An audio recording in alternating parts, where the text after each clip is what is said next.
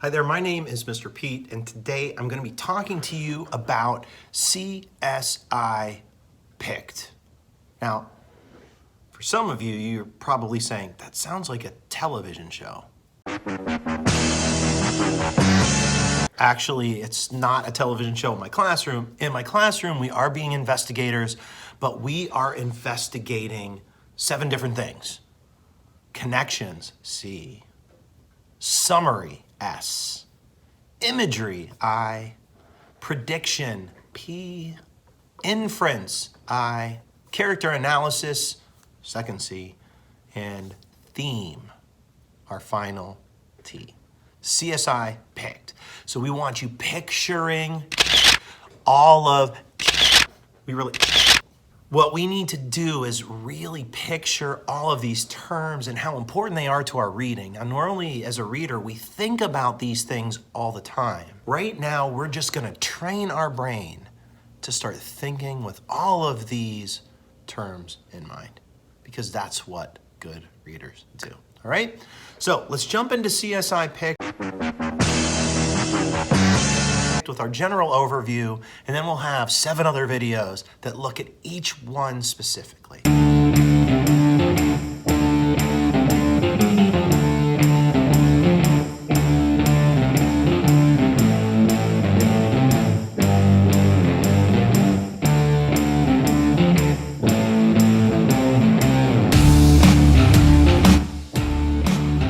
The first term that we're going to look at is one of my favorites as a language arts instructor, and that's connections. And there's 3 main types of connections that we will make from now, and I'm a 4th grade teacher right now, to now for me, and I'm an old man. I'm not happy, I don't like this chair, and I don't like this desk, and I don't like being here. I'm a grumpy old man. Anyways, the 3 connections that we're gonna be making are text to self. That's connecting the text to something that you've done with detail. That's the key. Text to text, that's my favorite. That's taking the book that you're reading and connecting it to another book with detail. And text to world.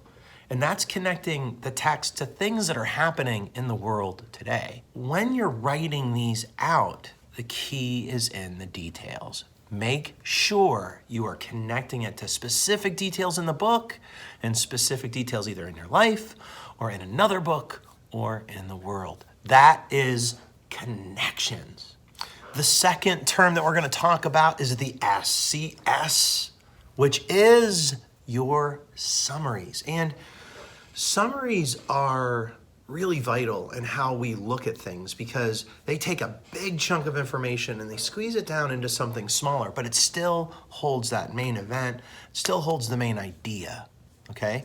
To write a strong summary, to have a strong summary, if you're talking about fiction, which is what we're talking about here, you need to number those plot points. That's why we keep talking about plot points on that plot mountain. As you're heading towards the climax of the story, you want to make sure that you have those important plot points. So when you're in a chapter, you take those plot points and you turn that action into your summary. So you're taking big chunks of information per chapter and you're shortening it up into 7 or 8 different events, depending on the length of the chapter. And really depending on the action, because action is key. It is the action of that chapter. It's not thoughts. It's not anecdotes going back in time to tell a story from a long time ago. It's not feelings, although they can be in the action. It's the action. It's where you go from point A to point B. Get those main plot events, you put them all together, and you have your summary. Use key points, use details from the text, but you're summarizing it into your own words, all right? They should be short, and they don't include predictions or opinions, all right? Summaries are just stating the action of a chapter, all right? Nice and short. Summary. Oh, the third term. I love the third term. It is imagery. Now, I don't want to get imagery and visualizations confused. Visualizations are what you're doing using your senses. how you visualize something using your hearing, using your sight, using your nose, using your mouth, using your touch. Now, you can still add a visualization into imagery, but imagery is all of that fantastic language that really hits your senses. And I know what you're saying. Mr. Pete, visualization, you just said was our senses, and imagery attacks your senses. Why aren't they the same? I don't know. Why aren't they the same? Mr. Pete, why aren't they the same? Well, let me tell you why they aren't the same. Well, visualizations are the actual senses, okay? That's when we're gonna focus on those 5 senses. Imagery is a bunch of different terms that create those senses as a reader, okay? For example, similes and metaphors often give us clear pictures of what's going on. An idiom, butterflies in my stomach. You immediately have that picture of someone being nervous. So what we're looking for, those awesome pieces of figurative language that paint a picture. Visualization is one of them. So you can use a visualization for imagery, but imagery is a big umbrella that incorporates way, way more than just your senses, okay? Onomatopoeia can be included here. I already mentioned idioms, similes, metaphors. You can talk about personification, where that fire is dancing. Hyperbole, where you're using big exaggerations. Mr. Pete jumped 1,000 miles into the sky when all of his students got E's on their CSI Pict. All right? So that is imagery, all right? Figurative language that really paints that picture. The 4th term, the P.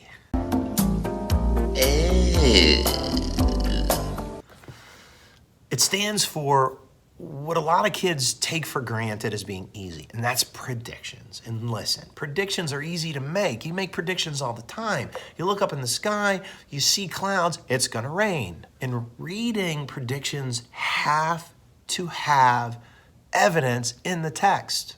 If you say, well, I think that Evan is going to punch Jesse in the nose, that's fine, and it might be right. But you've got to show me the evidence. What in the text led me up to making that prediction? Okay, that is key. Evidence is key. Actually, evidence is key with all of it. Evidence is key. So please make sure with your predictions that you're using that text evidence. My prediction is Evan's going to punch Jesse in the nose. I predict that because in chapter 1, he got angry at his sister for becoming a 4th grader after skipping the 3rd grade. And it goes from there. There's lots more details, but you get my point. So it's easy, but it's easy to make the mistake of just making prediction without substantial text evidence. Now, here's the other thing. You can be wrong in a prediction. What? You haven't read ahead, but if you use text evidence and it doesn't happen, as a writer yourself, you can say, if I were writing that story, I might write it differently. It's just one of those cool things about having that backup, okay? The 5th CSI Pict item is inferencing. And inferencing is one of those things that can be difficult if you let it be. We all make inferences all the time. We read between the lines of our reading. I remember as a kindergartner, when I was in kindergarten, and I already mentioned the fact that I'm old.